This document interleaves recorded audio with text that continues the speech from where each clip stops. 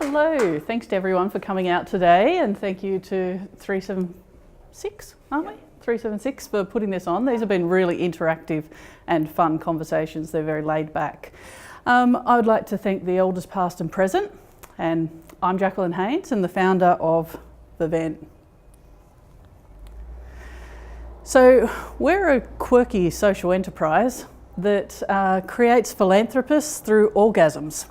So what that means is that we sell sex toys. They're body safe and they're ethically manufactured, and we raise funds and awareness for sexual, reproductive and health and rights. So there's quite a lot of, no, we're not going, there we go. There's quite a lot of different causes under that large umbrella. We deem business as just a tool. It's agnostic. It's not positive or negative. It's what you do with the business that can have the positive or negative impact on society and on the economy. Our focus is predominantly society rather than economy, but money is still important.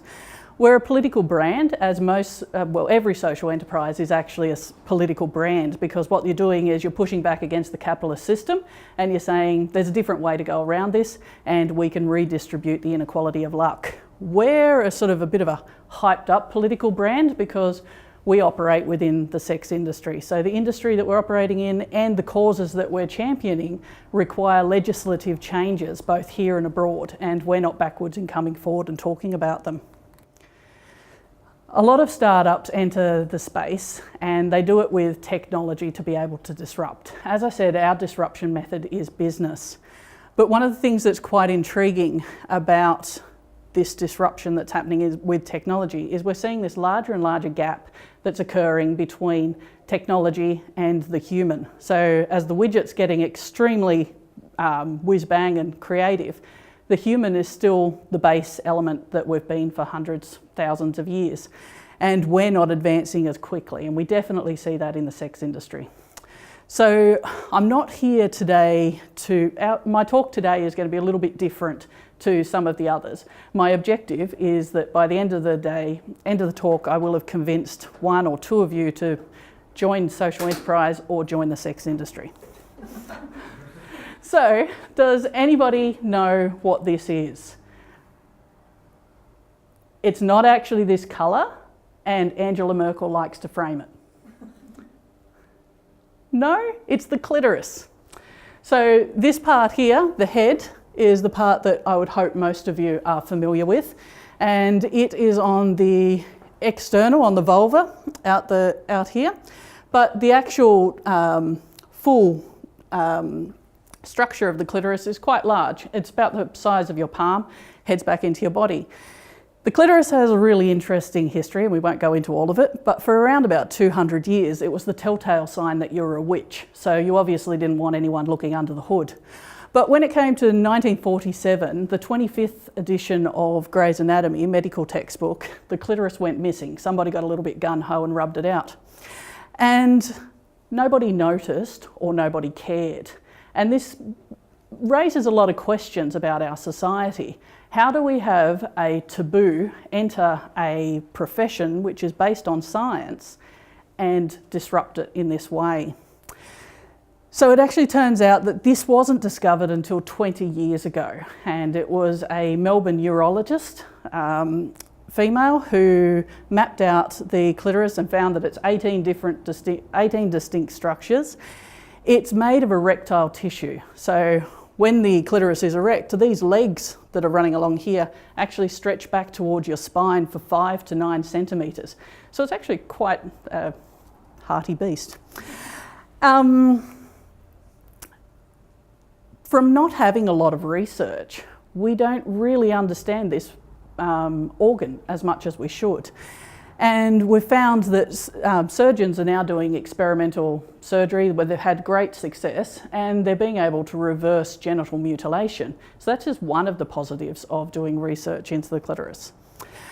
Other areas where society and technology having a large gap is sex education. So here in Australia, we're pretty good at it, but we're nowhere near as good as what we need to be. We leave it mainly for the schooling system, and we look at it from a risk-based and a reproductive-based focus, rather than something that is going to be a lifelong pursuit, pleasurable, and all the other things that it can be.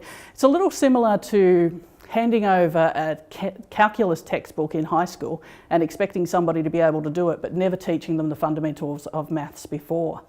And where this becomes a problem is with technology. We now have access to a lot of things. My generation and before, we filled that void through Friends and the movies. Now we have access to porn. And I'm not saying that there's a big problem with porn. It does have issues, obviously. But it is a fantasy-based realm, and in the absence of good sex education and the absence of good strong sex values, we're having our sex education as a default from porn. Other areas where technology is really intriguing is the data that it's providing. We've never been able to have sociologists go to the bedrooms or be able to understand exactly the way we're thinking when it comes to sex. And this is just one interesting piece of data. This is the number of searches per month in Australia for the word Pornhub. And I couldn't possibly account for more than 1/8. So we're obviously thinking a lot about sex. So how did I end up as a middle-aged woman coming from heavy industry and now talking about sex? It's a long journey. It's the divergence of a love for religion and politics and engineering. But it starts from really just wanting to create an impact on society, making sure that when I leave, things are slightly better than when I came. It was 2 years in the planning, and we launched at the end of last year in November.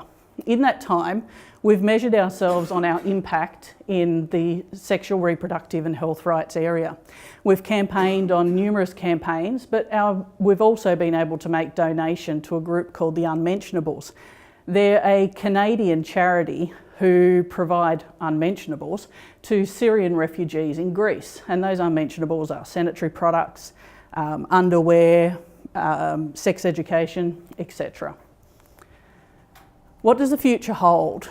Well, looking for partnerships. So I need somebody who can fulfill my weaknesses. There's quite a few of them. And we'll also be looking for investment. We at the moment work in the product base, but we will be stepping into services, and that will be in the form of training in disability and sexuality, which is one of the most discriminated areas within the sector. We're stepping into sex tech by designing a device for prolapse to help people that suffer from prolapse. And there are a number of different forms. We're focusing on vaginal prolapse, and around about 50% of those that give birth will suffer prolapse of some form over the course of their life, either when they're first given birth or it'll come on later on in menopause, with changes with estrogen. And we will continue to speak out. So continue to campaign for all of the causes and look at interesting ways of doing that, ways of being able to capture imagination. So could it be that the next abortion debate, we're all sending vibrators to Fred Nile to let him know that we want to be looked at? Could it possibly be that we're setting up fundraising situations where you fundraise with sex toys rather than chocolates and cookies, and have people start talking and wanting to be part of it? We're also going to speak out a lot more in the following year about social enterprise, which has not been our greatest focus this year. We've tried to keep ourselves alive, actually. But social enterprise, we're not in the traditional model of either a charity or being 100% money focused. So funding is really difficult, and it would be good to see that New South Wales moves in, takes steps similar to the Victorian government and makes this a little bit easier. We're here to learn and share, and I hope that you've learned a little bit about the clitoris and Australian porn habits. But we're also, I also want to just say that there's never going to be a good time to start. You're never going to have your perfect widget. There's always going to be problems in your world, so just jump.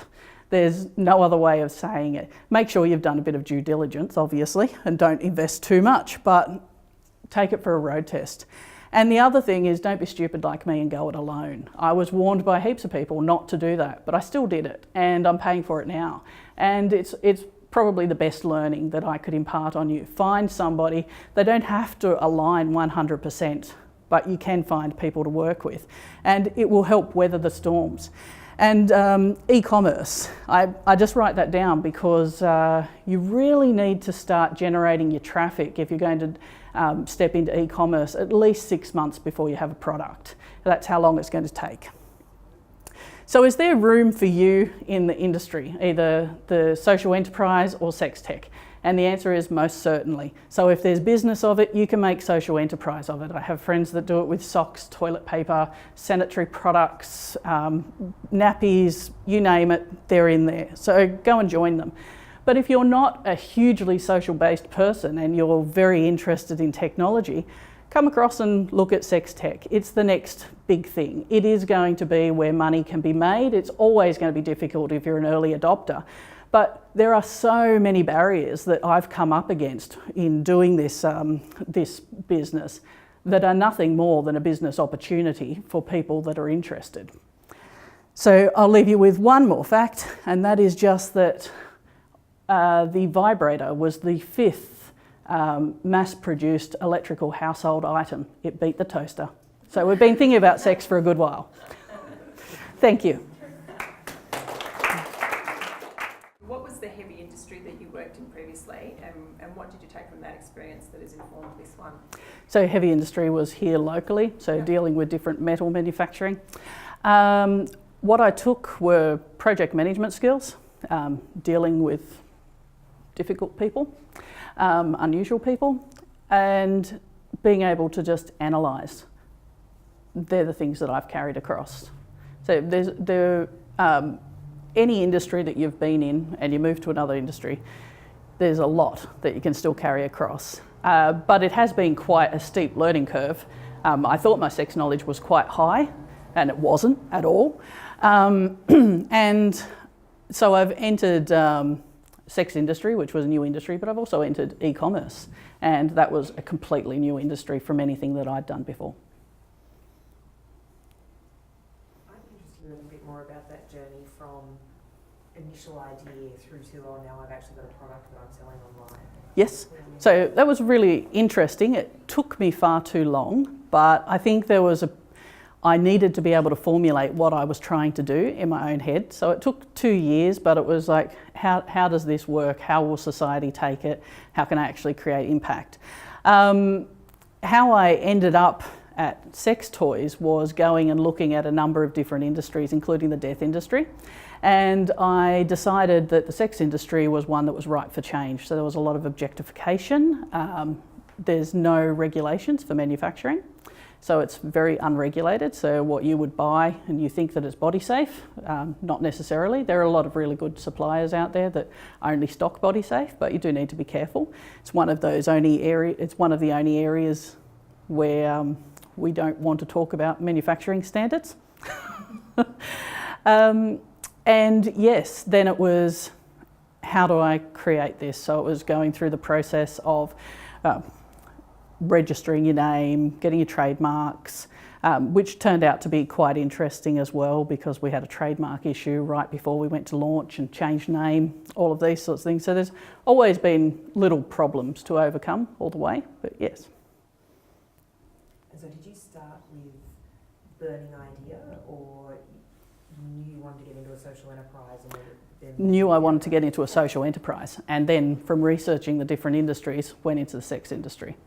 Yeah, and then teamed it up with sexual, reproductive and health rights, because there was a bit of irony with it, really. So one person's pleasure is helping another person's rights. Yeah.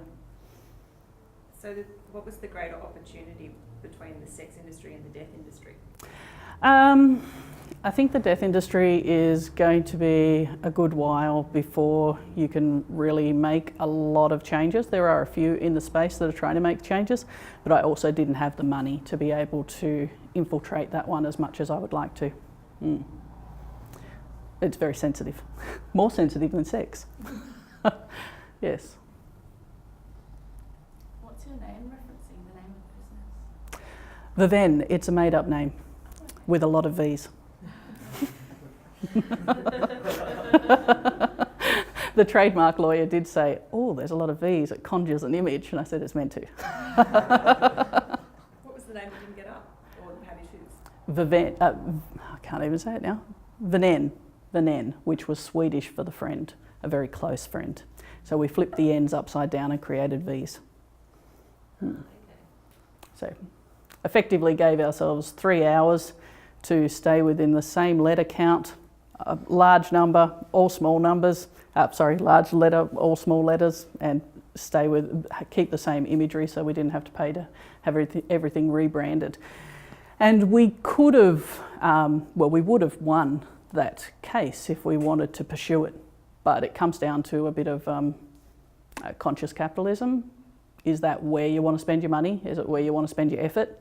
And I hadn't actually launched, so no, it wasn't. I thought there were bigger fish to fry, and if I was giving money away, I'd prefer it to be to the cause than a lawyer. How do you get your name out there? How do you become the one that they find when there's so many people looking for vibrators? How do they find you? Okay, well that's a good question, because you can't market in the sex industry like you can in many other industries, so that's very difficult. We're immoral. But search engine optimization is extremely important, and that's why I'm looking for somebody to really help on that side of things. There's only so far you can go with paying others to do it and doing it yourself. Being creative, so free media is quite achievable. So a lot of newspapers and magazines are relatively liberal, and they do like what's behind our business model. They like what we're actually trying to do. We're trying to use business to be political, and most people are really scared of using business and being political. Yeah, I was going to ask, have you had a better response, I guess, from other countries compared to Australia? I get a lot of traffic from India and a lot of traffic from America. Yeah. Yes, but as for response, most of the sales are here in Australia. We do ship internationally, but then there's an international shipping fee. Yeah.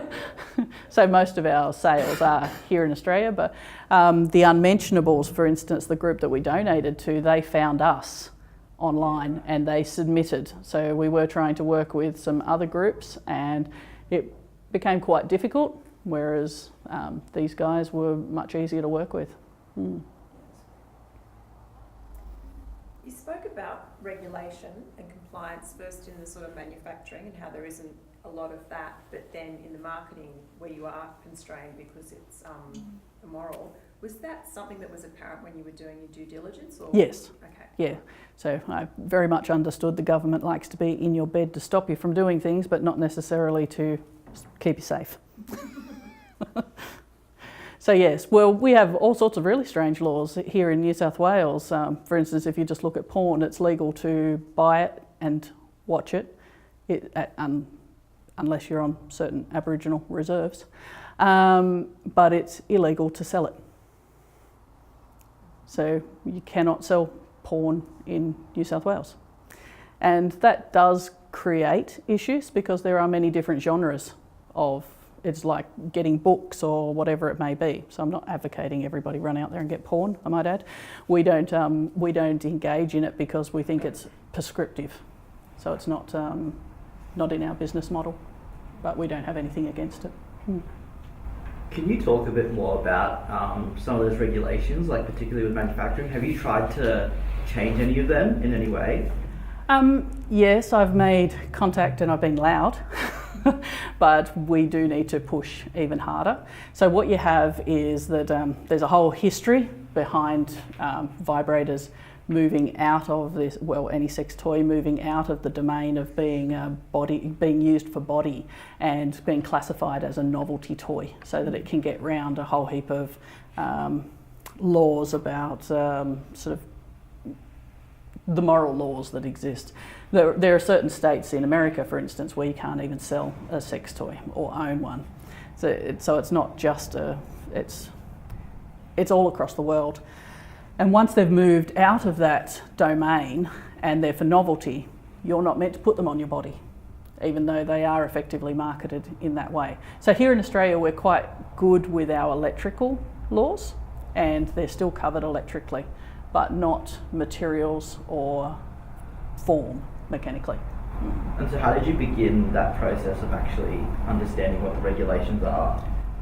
Well, regulations was as per any other part of engineering. You go to standards, you read, you look at things, but... And that information's easy to find, or...? No, it's not.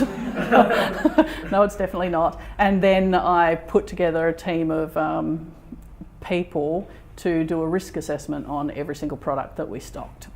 And that was really interesting, learning about all the ways that people could potentially use this item. Some of them I was a bit, oh, hello. But they're important, you have to understand, so that you can say, well, this definitely is not for this particular thing, or whatever it may be. So we also send out a safety card with our products, so that people sit down and have a little read and learn, because most of the, I think it's 20% of sex toy issues that present at hospital are actually due to, you're covering your face there, are due to issues with anal sex with sex toys. And yeah, simple education can solve a lot of these things. Looking at anal toys, for instance, your anus has a double sphincter, which is really interesting from an engineering point of view. Not many parts of your body have that.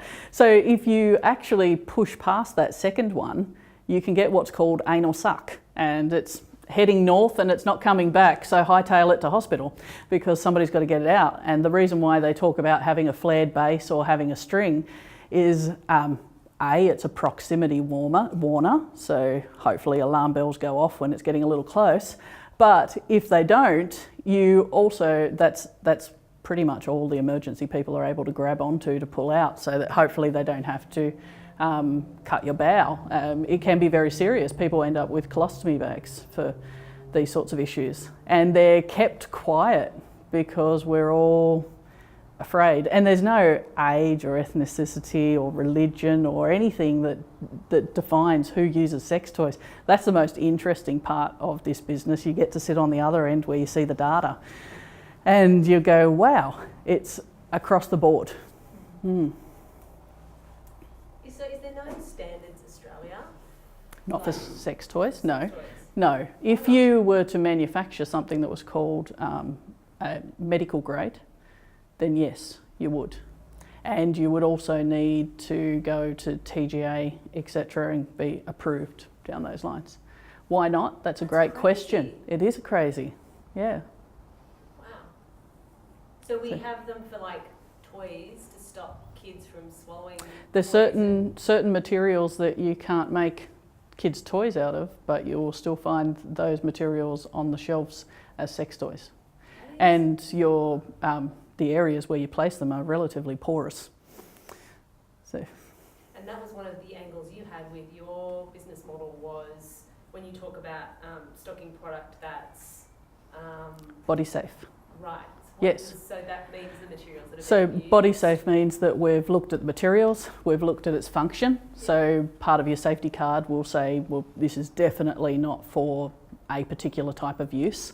And we also look at electricity, the electrical standards, yeah. So it means that we are pushed into a higher price bracket, but we don't feel comfortable with selling things that are not where they should be. We're actually pushed into the higher price bracket from selling body safe products, not from selling ethically manufactured products. It just happens that most people that sell the body safe are also interested in making them in an ethical manner. Right, and so what do you mean by ethically?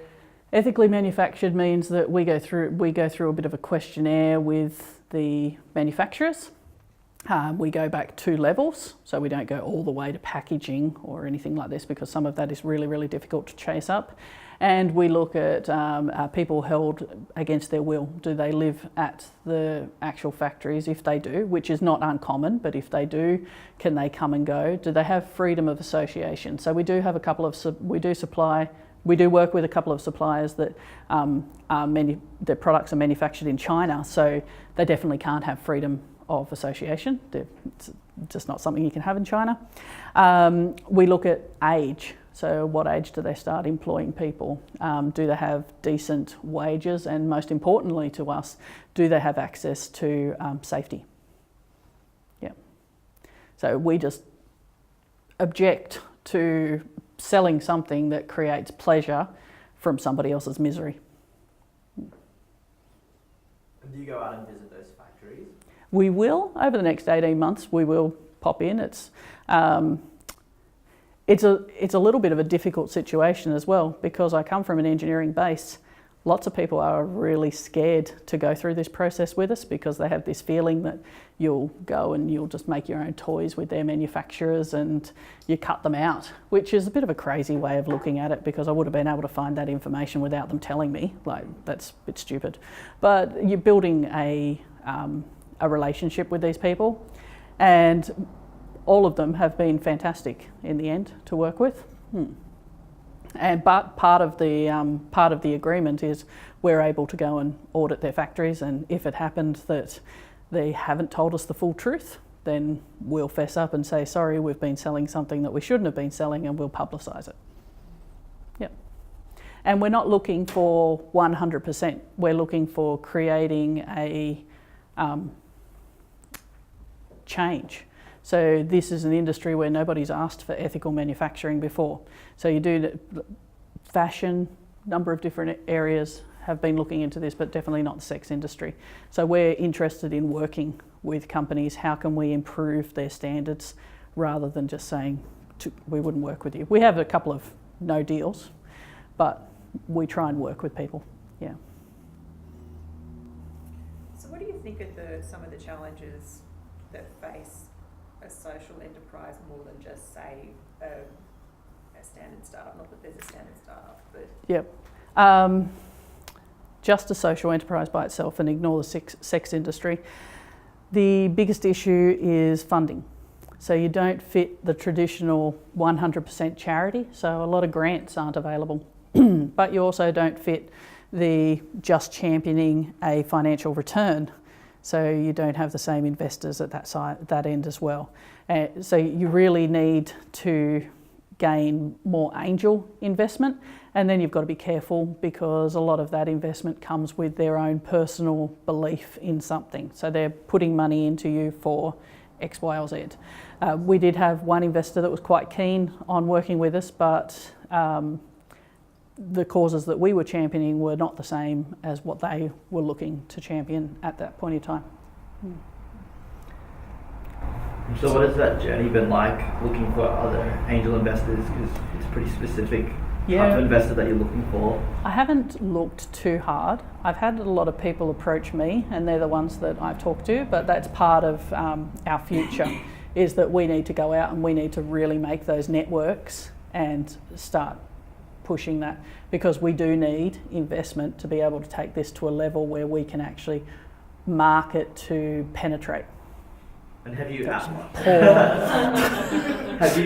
I realised how poor that was when it came out. Have you outlined that roadmap and what type of money you'd actually need going forward? No, I haven't. But it's what I need to do. Yeah. Yeah. Have you had any backlash, or not necessarily backlash, but people in the sex industry already, or other companies and stuff, you give a hard time? I wouldn't say a hard time, Yeah. but you don't make friends very easily when you walk into a room and go, hey, you guys are all shit. Because they're not, and we actually don't say that. There is a really large sector that are not doing what we consider the right thing, but there are some amazing ones out there that are doing great things. So they may not be They may not be adhering to all of our values, but you've got here in Charlestown, there's Minx, for instance. They sell body safe products and they do it in a very open and encompassing way. Down in Victoria, you've got Passion Fruit. In Sydney, you've got Black Max. They're all really good outlets. They don't abide by all of our values, but they're still fantastic. Yeah. And out of interest, there's only 3 of us in the world that are doing this social enterprise model with sex toys. So 2 of us launched a week apart from each other, a group in Denver and us. The group in Denver are Vibrant, and they work directly with Planned Parenting. And Family Planning Association in London launched a year or more before us, and they are a branch. So it's like Betty White went and started a sex toy store. It's pretty cool. Yeah. So on that point, have you entertained the thought of partnerships with a similar organisation in Australia? Yes, so I've spoken to 2 of them. The difficulty lies in that although they champion the same political changes, they don't do it in such a liberal way. And so we are a little bit in your face. So, and we don't apologise for that. Yeah. So for somebody to come on board, they really need to be able to trust us. And we haven't found the group that is willing to back us at that level yet. So when you say that you are much more liberal in your approach, taking the subject of sex out of the equation, does that still apply? Your liberal approach to sex education or support, like as a social enterprise? Sorry, like, I don't so quite. the liberal nature of what it is that you're doing related to the fact that you're selling sex products, or is it? It's more towards what we're championing. Or what you're trying to change? Yes. Yeah. So for instance, here in New South Wales, abortion is part of the criminal code, and it is the same in Queensland. We're very outspoken about that. We're quite happy to say that our money will service people in need elsewhere. There's a whole group that campaign against that type of activity, and that makes it very difficult for charities to survive if they're cutting off this very loud group of potential donors. Yeah, but they need to change in their thought processes if they really will, because just the whole way of generating money is going to change over the coming years when we're not donating levels that we used to already. So charities do need to think very differently about how they're going to gain their funds, and that may be that you can't appease everyone. You have to look at what you're really true to and push down that line. Mm. So, really big professional change for you? What have you Just a found- bit. Just a bit. What have you found to be the most fulfilling part of the journey? I think my own personal learning, as selfish as that sounds. I have learnt a lot, and I do love to learn all the time. It's not sort of fulfilling in the learning, but also disappointing, understanding just how much taboos have infiltrated our society and made such subtle changes that are so big. So the industries that thrive on things like sexual dysfunctions, they wouldn't exist if we were open around sexuality and were able to talk. For instance, like you'll hear it on the radio all the time, or you'll see it on signs about premature ejaculation and how you can be fixed. In all my reading, I haven't found anything that says you've got to go for 3 minutes and 47 seconds or whatever it is. So there isn't a time limit. So this whole dysfunction is very abstract.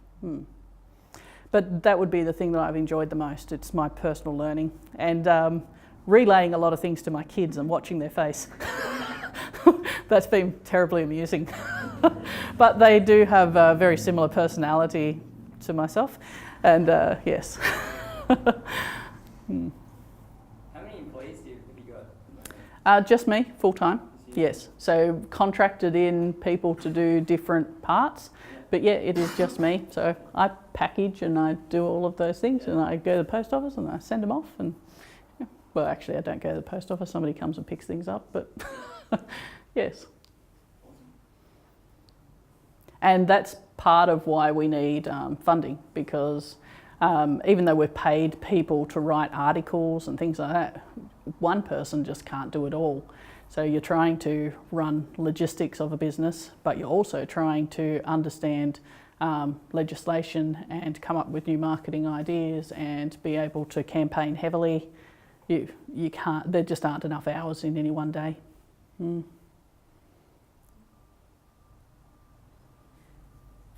Well, does anyone else have any more questions? Well, we might wrap it up there. Thanks so much, Jack. Thank for you. your time today.